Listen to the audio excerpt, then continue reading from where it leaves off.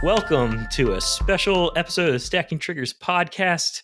We are here to talk about the banned and restricted announcements. I'm caffeinated, vaccinated, and freshly disappointed. Dan, how are you? I'm big mad. I'm just big mad right now. And it's not because of it is because of the contents of the announcement. It's not because there's no changes, but it's the contents of the announcement, and I'm just very mad right now. You know what I'm excited about? I'm excited about all my beans. Oh, I look at got them all my beans. Look at them beans. Beans Live. dodged a ban. Beans dodged a ban. Rakdos scam dodged a ban. Everything dodged a ban. Nothing is changing.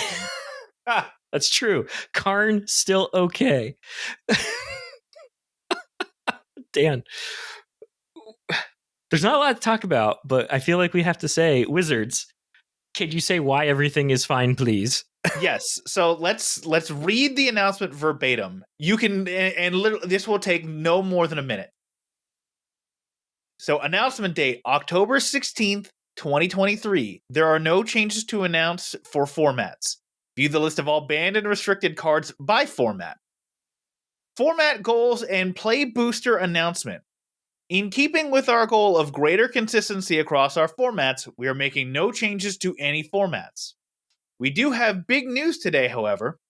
We've announced new play boosters, which brings changes to set and draft boosters. Check out the details in Mark Rosewater's article, What Are Play Boosters? And learn more about play boosters on MTG Arena. Fantastic. So instead of ban and announcement, we got product placement. So, let's talk about no changes. No changes, I think, is probably fine. I think a lot of people expected no changes, especially when it comes to Modern. Yes. Because it was, I think I saw Doomwake say it. I'm sure other people have said it too, but we're in the middle of an RCQ season, right? Yes. If you bought a deck at the beginning of it to play in the RCQ season and they just totally nerfed your deck, that's a big feels bad, man. So I understand the Modern no changes. Yes. But they have to at least address the fact that Fury is in 21% of decks. Yeah. I don't know if you guys know this, but 20% is a lot. 20% for what is supposed to be a very diverse format is a lot. Speaking of that, Rakdos scam having like a winners percentage of 21% is also very bad and also a lot. Oh, Rakdos has that high of a win percentage? Yes. Oof. And it's from a Frank Karsten article on magic.gg, and I need to actually read the actual numbers here from it. Magic.gg. All right, so it's like I said, Frank Karsten article. It is somewhere on here. Ugh. Of course, like they hide this shit, so no one can find anything, and therefore everyone looks like an idiot if you try to cite things. Is it the Metagame Mentor? Yes, okay. So the winner's metagame share. So the winner's metagame share, I'll just go through the top 5. Rakdos Evoke, 22.4%. 4-color Omnath, 8.5%. Yawgmoth, 7.6%. Hardened Scales, 5.5%. Rhinos, 5.4%. So, like, it's a normal distribution, like 4-color and Yawgmoth being, less than 10%. Less than 10%, but like 2 percentage points higher than the 4th place deck is like, eh. But the fact that there is a gulf of nearly 14 percentage points between Omnath, 4-color Omnath and Scam is insane to me. That's insane. It's crazy too that like we didn't get any like we think the format's healthy and these are the reasons why. Yes. Or like they need to say why there was nothing banned. Well, Bill, didn't you hear? They want consistency in their formats. Cool. which is not Um, like acceptable. But like, so here's to go back to the Frank Karsten thing. To grasp the latest developments in Modern, I analyzed nearly 700 successful deck lists from competitive events over the past 3 weeks. Specifically, I used all published MTGO online deck lists from scheduled Modern events held from September 22nd through October 9th. In addition, I used all top 8 deck lists from Swiss Magic Masters and RCQ Tabletop Gaming Center, as well as deck lists from Secret Lair Showdown qualifiers with net positive wins. So basically, Frank took all the top 8s and just went, here's the most represented decks from all top 8s.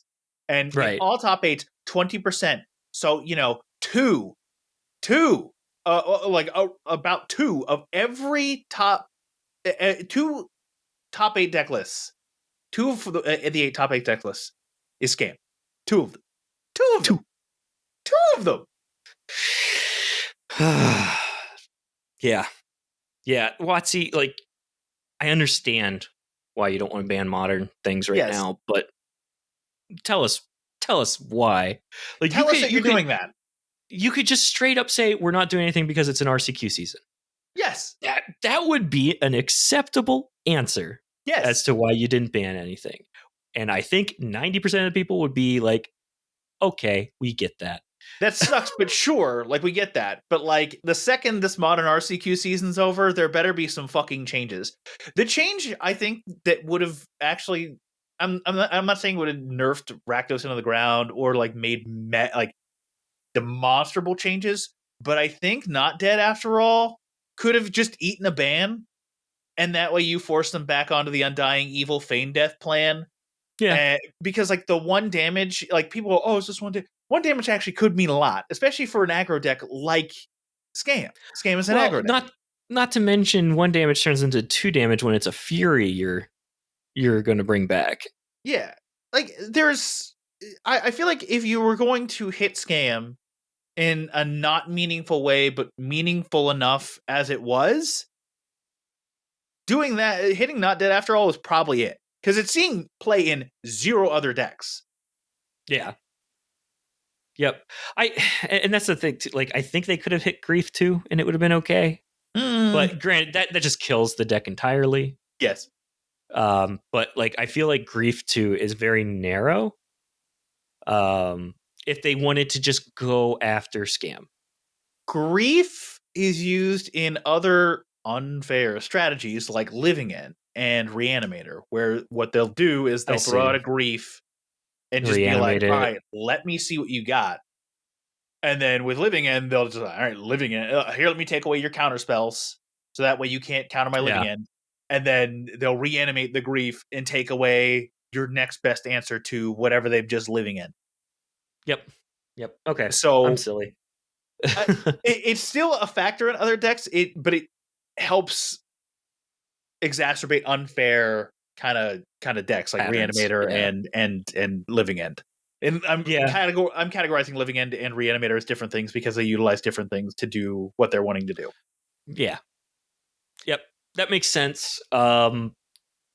Just communication would have been nice. Yes. Anything other than we just want to keep everything the same. Okay. I'm also surprised there was no touch to the Pioneer format with the Karn. And I'm wondering if that's also because it's not an RCQ season, so they've seen a massive drop off in play. Well, here's the thing, it's RC season. So RC, North America has not, or maybe even the US, has not done their regional championship yet. That's in December. That's what I'm going to. Right. So part of me is like, well, maybe they would just like, even though in their head, even though in reality we're going to get Caverns of Ixalan in between now and that RC. Yeah. They again don't want to touch the format because it's just like, well, we're still in the middle of an RC season. We kind of want to keep everything on the same format across the board. So that way when people qualify, blah, blah, blah. And then we ban things after the RC, which again could be a thing. I don't know. Again, no clarification as to what is happening here. Yeah, I think that's we're going to say it again and again, but that's the biggest thing. Yes. No clarification. Just say you said it. Just say, hey, we're in the middle of a modern RCQ season. Hey, the North America hasn't had their RC, so we don't want to make demonstrable changes to either format because we want to keep them somewhat consistent set to set. If you say that, and if that's what you want, people will still get kind of pissed about it, but we'll be like, that's at But least like a we have a reason. reason. We have a There's reason. a reason. Yeah. That. Yeah, they should have also just not done the play booster announcement in the same thing. Yes. I feel like that's just dumb. Yes. Just it's so stupid. Yeah, it has no impact on bands and stuff. Why mention it? Why mention it other than you're trying to sell stuff? Well, like we get it. You want to sell things. Yeah, and we'll talk about the play boosters on the Some actual episode of the podcast. Yeah. But like the fact is that like they're changing out draft and set boosters and kind of combining them into one thing, which is fine. So it like removes some confusion around what's actually happening with product, which is fine. You want to do that? Cool. Don't put it in your ban announcement. Don't say that this is a thing that you want us to care about in your ban announcement. Right. Because now people, like you said, are being like, well, all Wizards wants to do is just push product. Consume product.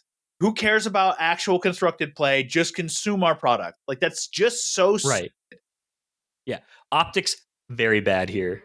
I guess like predictions are like Scam and 4-color elemental cascade bean decks are going to just like run rampant for a while. So yes, buckle in. I have played 9 RCQ Swiss rounds over the past 2 weekends. I went 1-2 drop at one, and I went 3-3. Lost 2 win-ins to make top 8 for the second one. All right, I'm not going to talk about what happened specifically with those matches here because that's for next podcast, the actual podcast. But I faced Scam a total of 4 times. 4 times out of 10 matches. Out of 9 matches. 9 matches, sorry. And again, that goes back to the 22% winner's share percentage, where it's like, yeah, I'm winning, so therefore I'm getting to play the better decks or players who happen to be on Scam because the deck is insane. Yep. And at the one RCQ that I went 1-2, it was 7 players with Scam. At the RCQ that I went 3-3 at, it was 13 players of Scam. Jeez. Out of 40. Out of 40. So you were never dodging a Scam player if you went anywhere in the tournament. So, like, again, I'm fine with the no bans.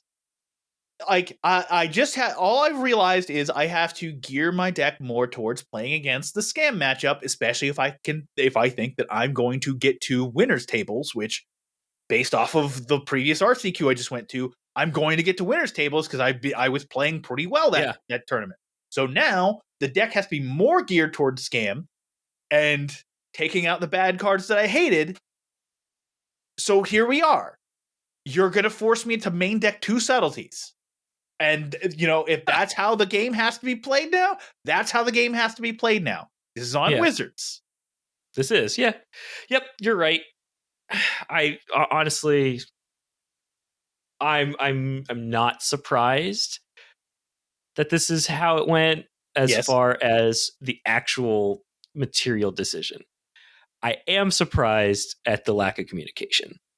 That's the only thing that's really got me confused because they know this is a highly anticipated announcement, right? They know because of how prevalent things have been. Mm-hmm. They should, like, unless they talk about it tomorrow on their their Morning Magic show or whatever. Yes.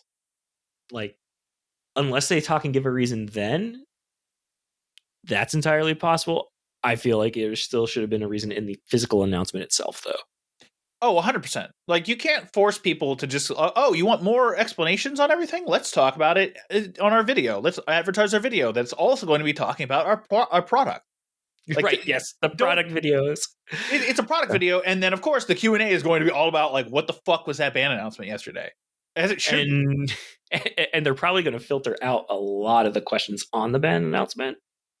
I noticed I don't know. I haven't actually watched one in a couple months, so I don't know. I feel like, Blake is pretty good about answering that stuff. And I'm going to feel especially bad for Blake tomorrow because he's like, it's going to be him and a couple product people, and that's it. There's going to be no one from the play team, I'm guessing. And being like, here's why we didn't do anything. It's just going to be Blake having to eat all these fucking questions, and he's going to Yeah. answer them. But people Yep. are like, why are you dodging this? And it's like, well, he answered it 20 minutes ago because you guys can't let this go. Right. Yeah. Yeah. Or I don't know. Get ready for scam. Get ready for beans. Yeah, That's it. just play, play to beat both those decks, and you should be fine. It seems. Yeah. Fade Blood Yawgmoth, moons. Blood moons. And Blood what Moon, else? Blood Moon, Stern Graveyard Scolding, hate. Subtlety, Graveyard Hate. Main board Leyline of the Void. Oh my god! Like Just main board uh, Leyline of the Void. I'm actually to that point. Like I'm almost at the point where I had the scam deck, and I'm to the point where I am ready to just main board Leyline of the Void. Well, if you do that, right, so that then makes the bean deck more likely to deck itself. Yeah, but the other beautiful thing is that you don't need more than two in your opening hand, and against scam you need more. You only need one. So that means you as the scam player could go like, all right, turn before all game actions, Leyline of the Void. Now swamp. Grief Evoke pitching the second Leyline of the Void, not dead after all. All right, I ripped two cards out of your hand. Oh, they both go into exile forever. Oh, here, goodbye to your grief and your fury. Oh, you just lose the game from here, opponent. Goodbye to your Dothy Voidwalker. Like that's where we are with the scam mirror. It's just gonna be main decking 4 Leyline of the Voids just to be able to pitch them to grief. Like that. It sounds stupid, but here we are. Come back for more hot deck tech tips. But Dan, do you have anything else to say? I'm kind of I'm going to be saying the same thing over and over again. Yeah, it's just flabbergasting that this was the announcement. Like we all expected nothing, and we all still come away disappointed. It's amazing that that's what happened here. Is that they not only said we all expected no changes, none of us expected zero transparency plus promotion for new product. Like right. What? How do you arrive at this decision? That's insane to me, but whatever. All right, perfect. Well, if you're all watching on YouTube, please go ahead, hit comment, like, subscribe. Let us know in the comments what should have been banned.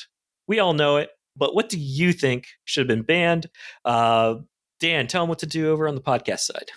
On podcast side, just subscribe to us on your podcast platform of choice. Spotify, Apple Podcasts are probably the two most popular. We're there both places. Although for some reason Apple Podcasts still has us with our old logo, despite the fact that our new logo fits every fucking standard for Apple Podcasts, and it just won't update. And I've been trying. I'm on the verge of reaching out to Apple Podcasts, be like, why? What's going on here? Please fix our logo. Like, what's happening? But outside of that, review the podcast on like podcast platforms that allow it. Spotify allows it. Apple Podcast does. Good Pods does. If you wherever you listen to podcasts, we're there. Just follow us there. We appreciate it. Perfect. And with that highly disappointing announcement, we will spike on and carry on.